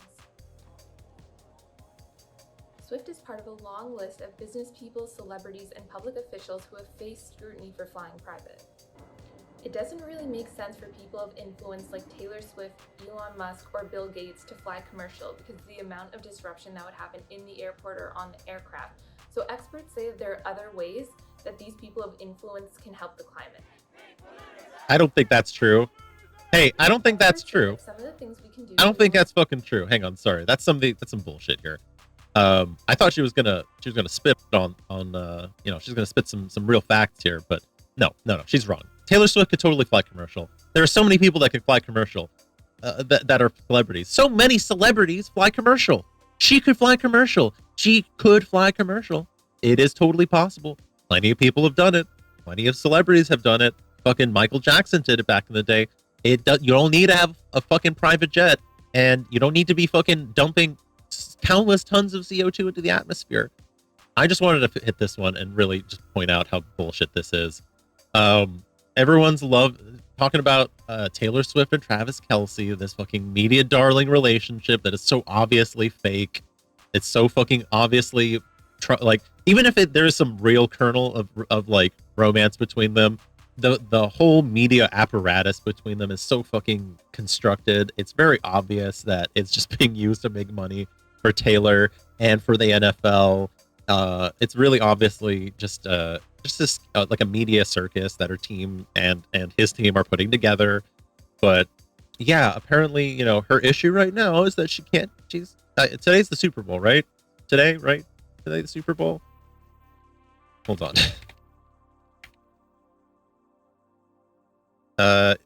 No, that's not it. Okay, the Super Bowl's the 11th. Okay, so that's coming up apparently. But there's parking, private jets for the Super Bowl. There's so many private jets that are flying into Las Vegas that are going to be landing there, and making sure that she's got enough parking so that she can park her jet and make it in time to the Super Bowl is apparently a really big priority for a lot of people. A lot of people are talking about it. It's apparently a big deal. Could Swift make the game? Kid Gasma, just lurking. Good luck. Thanks, kid. Hope you're having a good one today. Thank you for lurking on the stream here, my friend. Hope you're doing well out there. We're just shitting on Taylor Swift, so you better get out of here before the Swifties pick this up, because they're going to tear me to shreds. The last of 4 scheduled Tokyo shows of Swift's Eras Tour is on February 10th. Due to time zone differences, if she flies out at midnight, we at 7 a.m. Saturday in Las Vegas. Zara says, the issues of the 1%ers are so wild to me. I know. Isn't this just such a wild situation? Who cares? Okay. Oh, no. You missed the fucking... you missed the Super Bowl. Oh, no. You didn't get to see your boyfriend play at the Super Bowl. God, you know what I'm really hoping? I cross my fingers that his fucking team loses. I hope his team loses so everyone gets real sad about it. Oh no, his team lost. Because here's the thing, so many of these Swifties are like, oh, he's gonna propose when he wins the Super Bowl. He's gonna get the winning touchdown and he's gonna get on one knee and propose. And I would love for that to be crushed, because boy, is it annoying to have to hear about this stupid fucking couple all the time. Like, literally, okay, here's my thing. I have to, like, when I take some time during the week to like look up news stories for this show. Every time I'm looking up news stories, I have to see another fucking headline about these two dipshits and their fucking relationship. It's so forced. Like, I don't care. Who cares about these idiots? Nobody cares about these dumb fucks. Oh my god. Her music is mid. Nobody gives a fuck about football. Football's a dying sport. I'm just gonna say it. Football's a dying sport for sad men who want to get drunk. That's just what it is. I'm sorry. It's a dying sport. No one gives a fuck. It's awful. It's awful. I don't care. But I had to say something. I had to complain because I don't care. Oh my goodness. Okay. Anyway, I'm going to move from the story. Your last album was just a retread of all your last songs. Let's find another news story. Another interesting one here. We'll talk about somebody more interesting. So Alec Baldwin. You heard about Alec Baldwin? He's pled not guilty to involuntary manslaughter charges in the Rush shooting. So if you remember back in 2021, Alec Baldwin he was on the set of his film Rust, ended up firing a gun that it thought had blanks in it and did not have blanks in it. Ended up killing his cinematographer, Halyna Hutchins. The armor and him and the armor, Hannah Gutierrez Reed, have both been charged with involuntary manslaughter since last January. Those charges were dismissed in April by special prosecutors that said that the gun may have been modified ahead of the shooting and malfunctioned. However, a Santa Fe grand jury indicted Baldwin following a forensic report that was conducted in August. That said that the trigger on Baldwin's Colt 45 revolver had to be pulled or depressed sufficiently to release the fully cocked or retracted hammer of the evidence revolver. I don't really know what that means. But anyway, they're seeking a new charge on him. So right now he's currently free, pending trial, and has been barred from leaving the country, consuming alcohol, or possessing firearms. Gutierrez Reed, the armor, pled not guilty to involuntary manslaughter, tampering with evidence related to the death, and bringing a gun into a bar in the days ahead of the fatal shooting. I see. Her trial is on February 22nd. So apparently they think that there's enough evidence that Gutierrez Reed unknowingly brought live bullets to the set of the film. Apparently, she previously offered a favorable plea in last September. She would admit to bringing the live rounds. Quoted, "If Hannah can provide any answers regarding the origin of the live rounds, I am happy to work with her, but short of that, we should just move on." Jeez. Zara says, as someone who has worked behind the scenes in some indie films, and as someone who has been trained to fire weapons in front of crowds, he should be charged. You believe so? Okay. I mean, yeah, I mean, how the hell did live rounds get onto the set? That is really the question. And I mean, you kind of have to take responsibility for it. I mean, he's the producer for this film, as I understand. The armor, I guess, should take responsibility as well for this, too. But yeah, very crazy story. I don't really know how to sit on this one. I mean, obviously, like, I think that, like, at this point, I think it's pretty obvious, considering how many accidents have happened on sets where people have died using weapons that have had blanks in them. I know, like, for example, what's his face from The Crow? Oh God, what is his name? Crow death. Brandon Lee. Yes, Brandon Lee died because of an on-set gun injury. Yeah, like, it's happened many times. I know in some movies and with some armors, they only have plugged weapons. You know, where they only have plugged weapons, and they have it so that it works mechanically speaking, but it doesn't end up like actually firing any bullets or anything like that. It doesn't even have the ability to have bullets fired from it. Sarah says, regardless if there are blanks or live rounds, you always go offline when firing. Offline is where the angle looks like you're lined up to hit someone, but you don't have anyone in your sights. Yeah, that makes sense. So the fact that he aimed directly at her, even if there were blanks, he could have still killed her. Right, because even the blanks still have, like, they have pressure behind them. There's still there's still like a percussive element to it where they're like firing. So yeah, I guess that would make sense too. If he is aiming at her and not offline, I mean, that would be cause for alarm, I suppose, you know?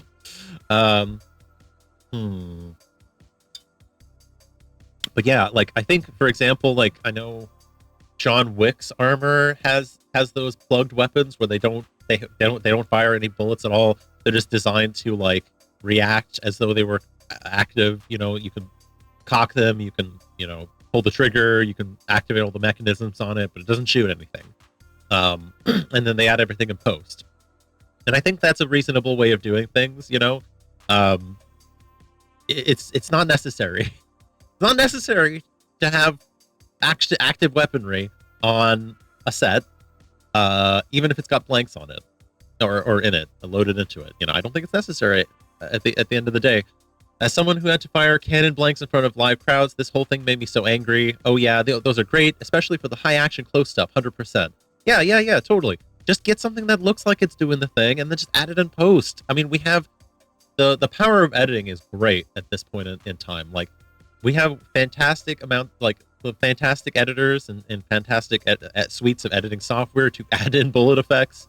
This is not something you need to do where you add it in or where you have it active. You know, it's not necessary. I mean, You can make it sound completely legit without needing to put people in danger.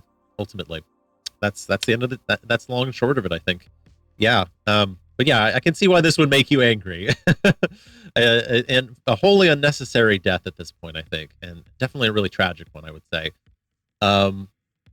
Let's round out with one more story. I'm going to go use the bathroom, and then we'll do some questions. How's that sound? So if you have any questions you want to submit for the Kahtide stream, forgot to mention it. You can submit them via channel points. There should be some chips down there at the bottom of the chat. If you have channel points, you can submit a question on the Kahtide stream here, and I will answer it. Otherwise, if you want to submit anonymously, the Google form is available on the link tree, so go check it out.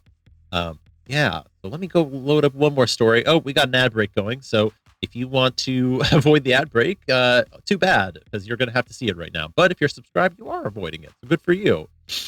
Zara also says, in my opinion, films never need functioning weapons, blanks only for live shows with specialty training like I had. Totally makes sense. I agree with that. I would definitely agree with that. Let's see. Last story. I guess I'll just touch on this because it's a slightly interesting one for movie people. Let's see here. Oh, that's the wrong link. Sorry. Wrong link. Hold on. Let me get... Weird to look at this link. New link. Quentin Tarantino is reuniting with Brad Pitt for his final movie. The Movie Critic. It's a report. Okay. So according to this, Brad Pitt looks set to reunite with Quentin Tarantino one last time as famed director embarks on his final movie. Deadline reports that Brad Pitt will be in the cast of The Movie Critic, which is set to feature a 1970s movie critic who writes reviews for a porn magazine. Typical. So yeah, I know that people have heard about this before. If you're not a Tarantino head, I'm not a Tarantino head either, but I'm aware of this at least. He has been long rumoring that he only had like a certain number of movies he was going to do. I think it was like 13 is like the total he was going to do or something like that. But at the he decided that he was going to like do one last movie, and he's been like kind of threatening this for a while. So this looks like it's going to be his last one. I'll probably watch it since it's going to be the last one. I imagine he's going to bust out every last trick in his book to make it really good. But Pitt's going to be in it. Apparently he's going to be the star. He's going to be like a porn reviewer. Interesting premise. I love the 70s, so hey, I'm going to love to see the aesthetic play out. I haven't seen all of his movies, but I've seen a few of them, and he definitely has a lot of really good ones. He's a weird guy. I won't say he's not a controversial guy. I don't necessarily agree with everything he's done or put out with, for real. But like, he's got some really good movies. I'm just gonna say it. He's got some pretty good bangers. I can't disagree with that. Like, honestly, there's a lot of bad movies out there, and boy, he knows how to make a good movie. Like, he knows how to make a movie that like it feels good, it plays good, it pays off. There's not a lot of directors that know how to pull that off really well. Sadly, he's a little freak. He's a little goblin freak, and boy does he love feet stuff, and he likes to really let everyone know about it. But hey, whatever. That's his thing. Whatever, no big deal. But interesting stuff. We're gonna see how this movie turns out. I'll watch it. God, such a weird guy. He loves saying the N-word in his movies. I do not know why. He's so transfixed with saying the N-word in his movies all the time. And if I'm going to bet dollars to donuts, he's going to say it again in his last movie. He's going to be in there somewhere, and he's going to say some weird freak shit, and he's going to probably say the N-word at some point, just because. Let's see. Yep, I don't know. That's about all I have to say about this final movie coming out. We'll see what happens. Now I have to go pee, so I'm gonna go pee. So stay tuned on the stream. Thank you everyone who's tuned in so far. Really appreciate it. I'll be here to answer your questions in just a moment. Really exciting stuff. So don't go anywhere. Be right back.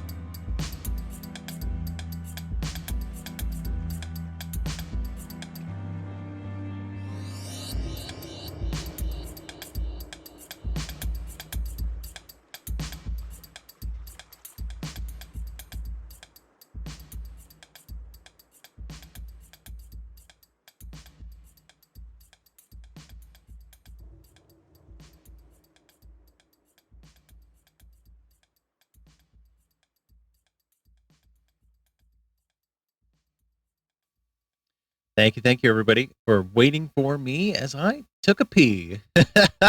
Let's get to the questions, everybody. So, wait a second. You've got questions, we've got answers. Tell them, Kahtide.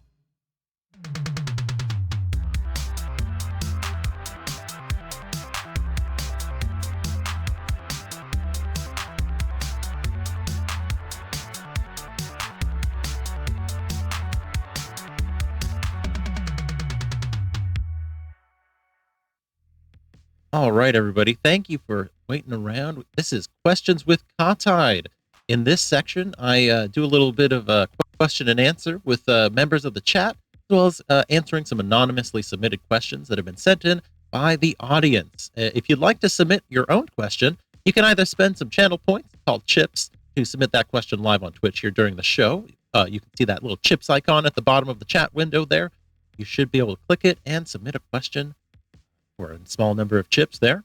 Otherwise, you can go to the Coffee with Kahtide Google form that you can find in my link tree. It should be pretty easy to find there. You can submit anonymously at any time. Do note that if you have paid chips, you'll get your question answered first. Also, do note that I don't accept bigoted or distasteful questions. So if you do send those in, I will deliver my wrath to you. And by that, I mean I will delete your question and ban you. So be nice, be kind. But other than that, feel free to ask your questions, especially if you're looking for advice on life, love, or labor, or if you have a question about me or something I'm talking about here.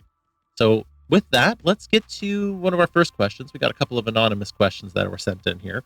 So let's see. First question. Kahtide. I am in a polyamorous relationship and I can't seem to balance my time between both partners.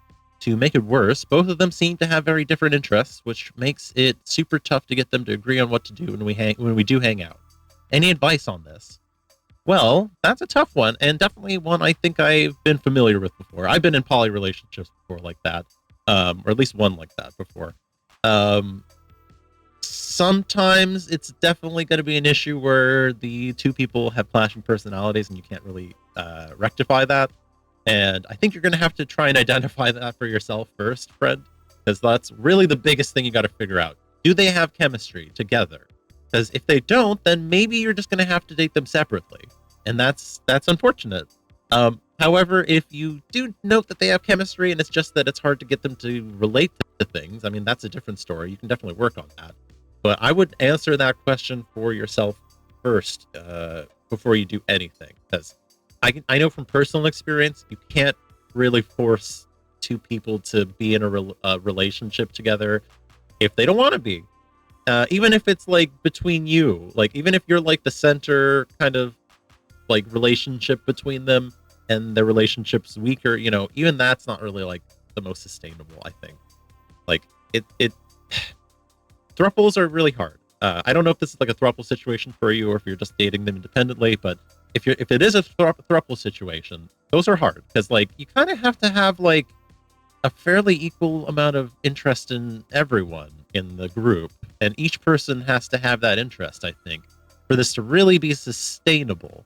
And it's rare to find that. You really kind of have to work on it, and it's not always achievable. Not to say you can't do it, but like you really have to work like 3 times harder at this point to make everything work right. You have to communicate really well between both people. You have to communicate well with yourself, so you know what you want and like identify your needs. I mean, you're gonna have to like really be deliberate about spending time together to build that kind of intimacy and connection.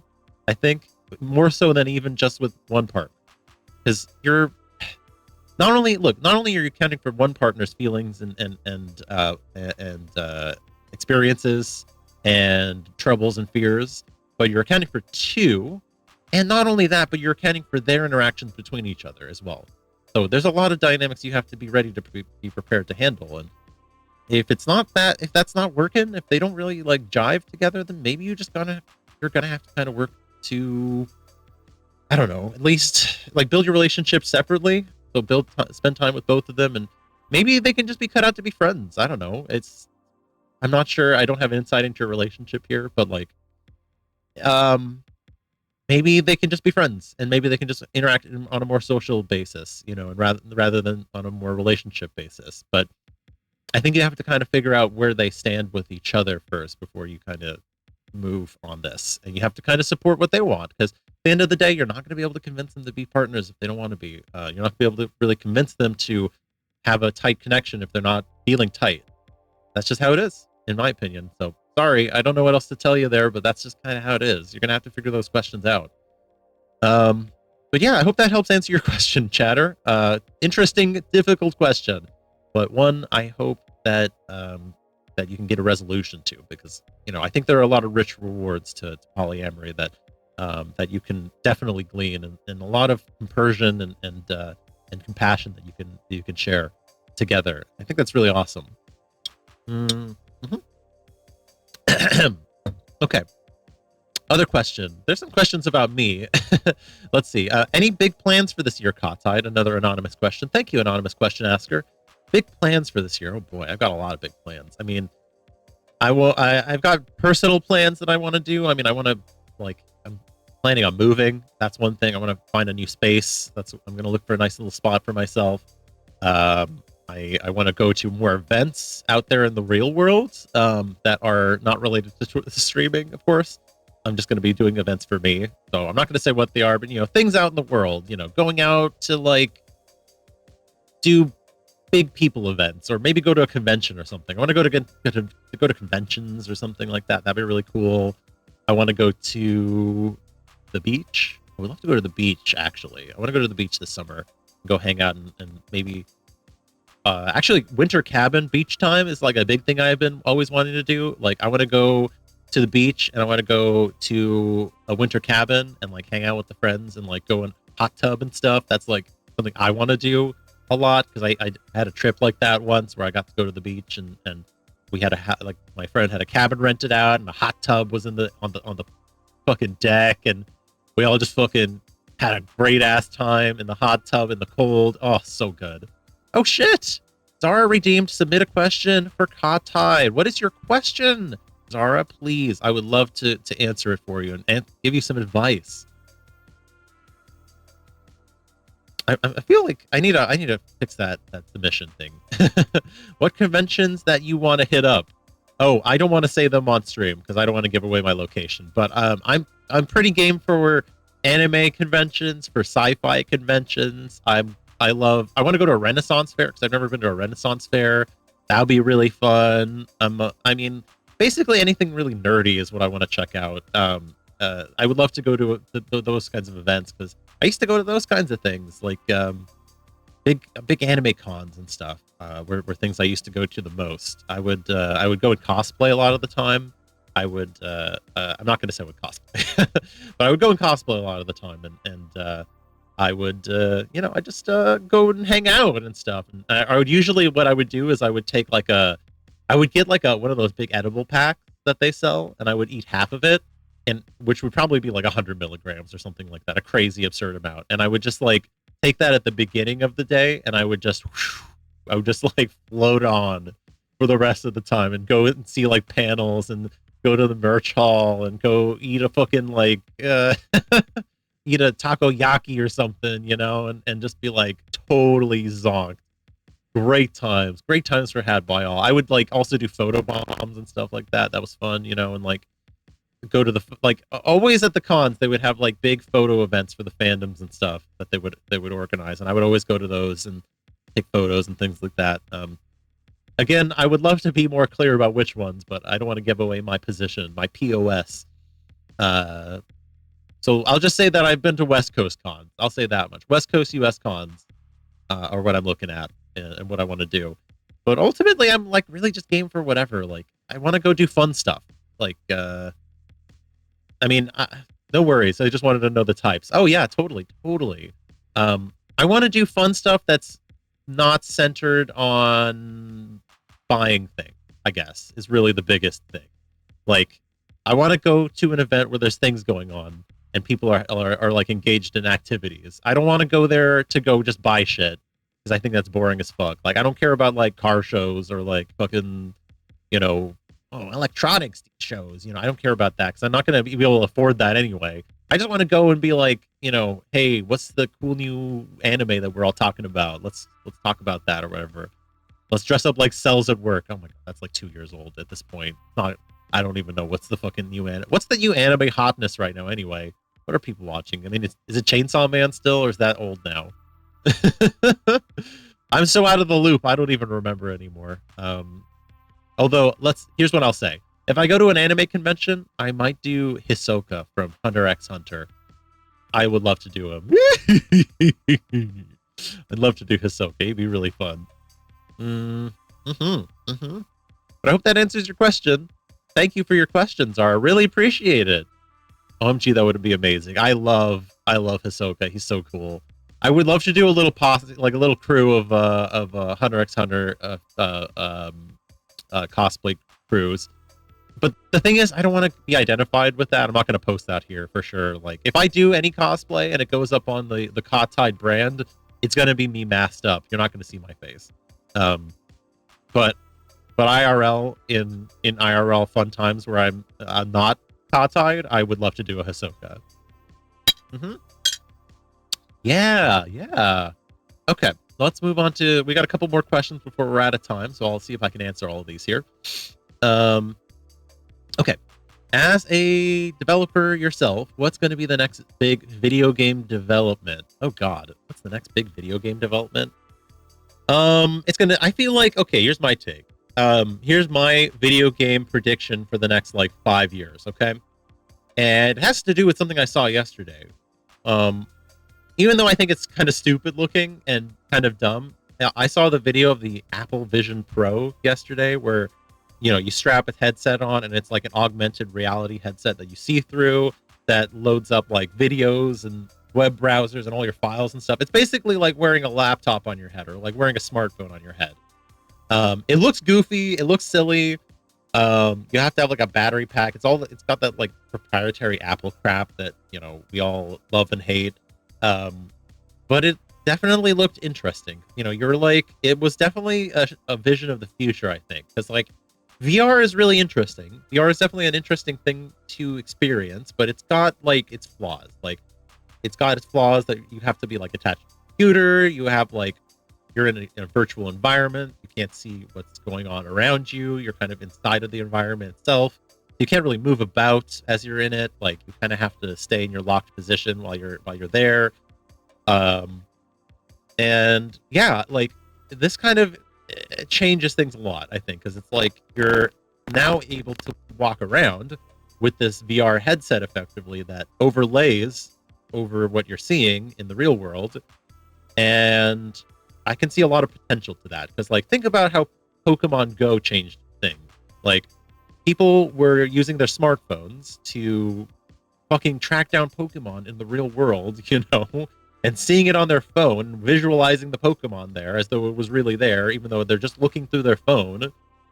Think about how when like things get affordable for like wearing these sorts of headsets and these headsets start to diversify, more people get access to cheaper brands, like there's going to be a whole market for AR games coming out. Like I can promise you there's going to be a whole market of AR games coming out where people are like walking around and like doing things in the real world, but it's like video gamified, you know.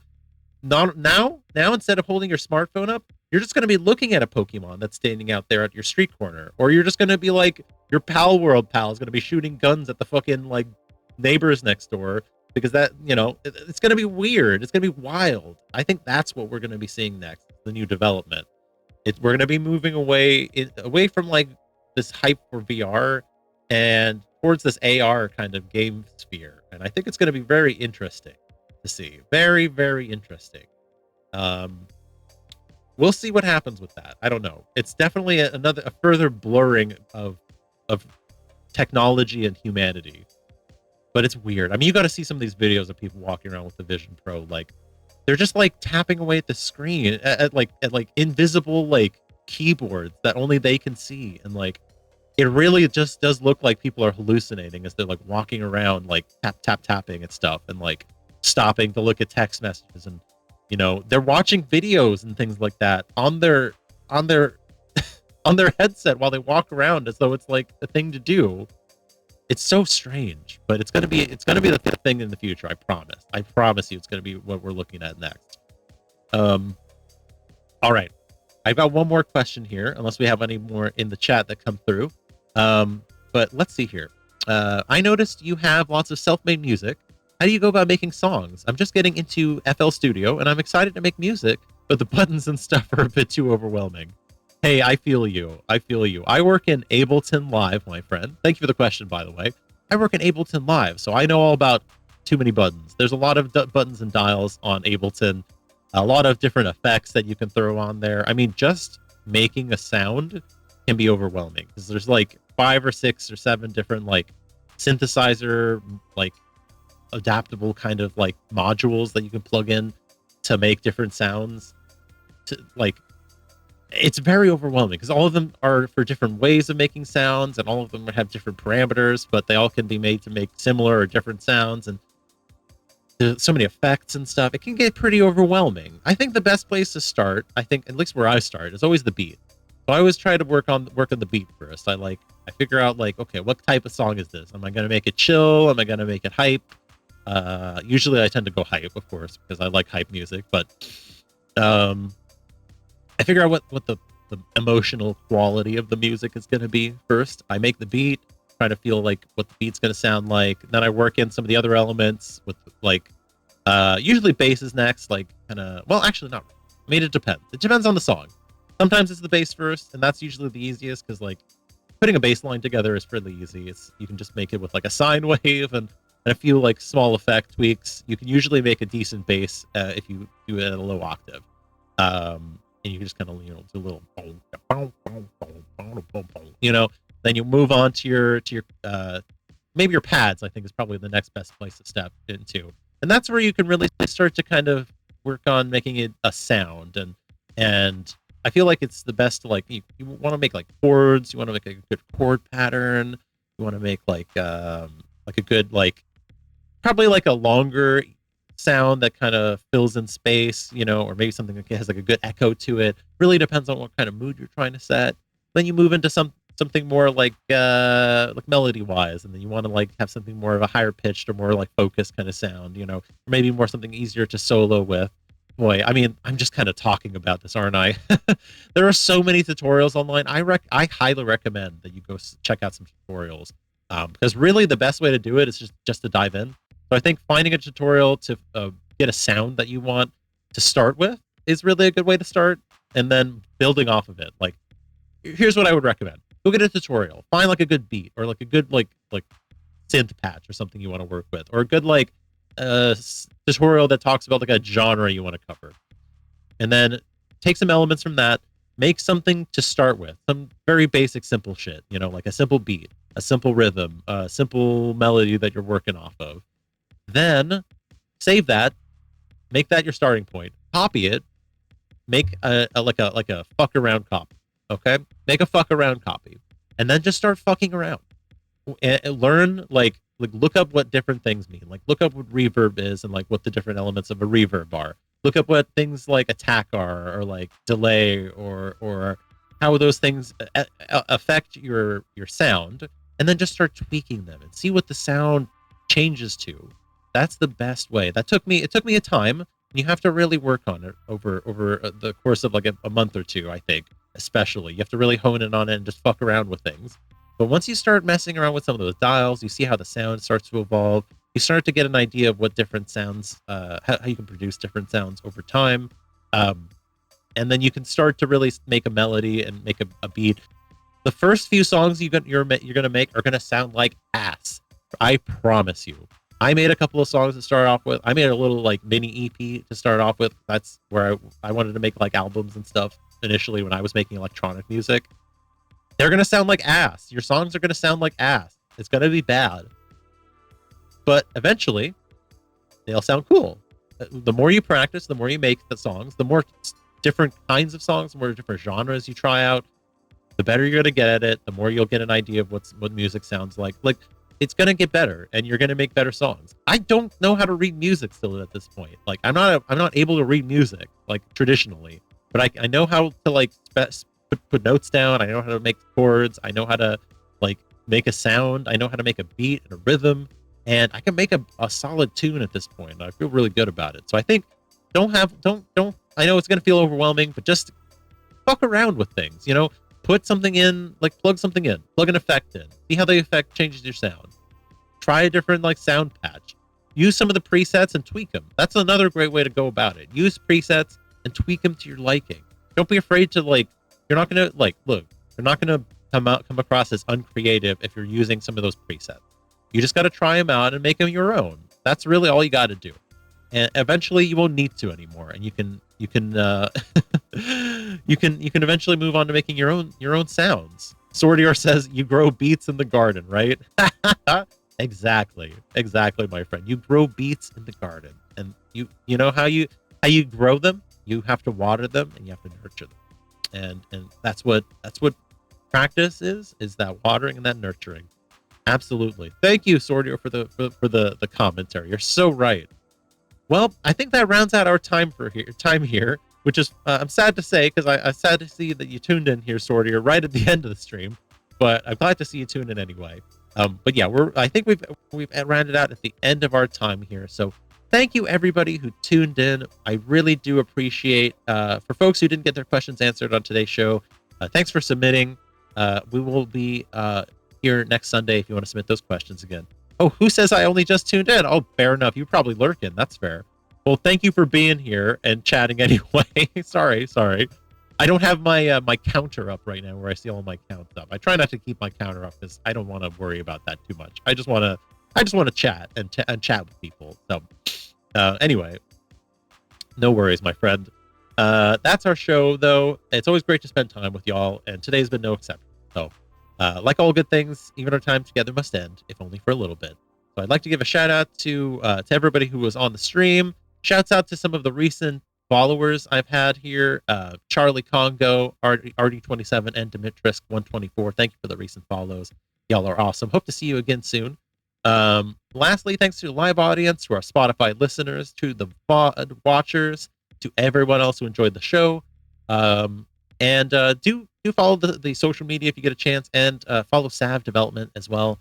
savdevelopment.com. If you haven't checked it out, go check it out. Now, before we round out the show, I have a little surprise.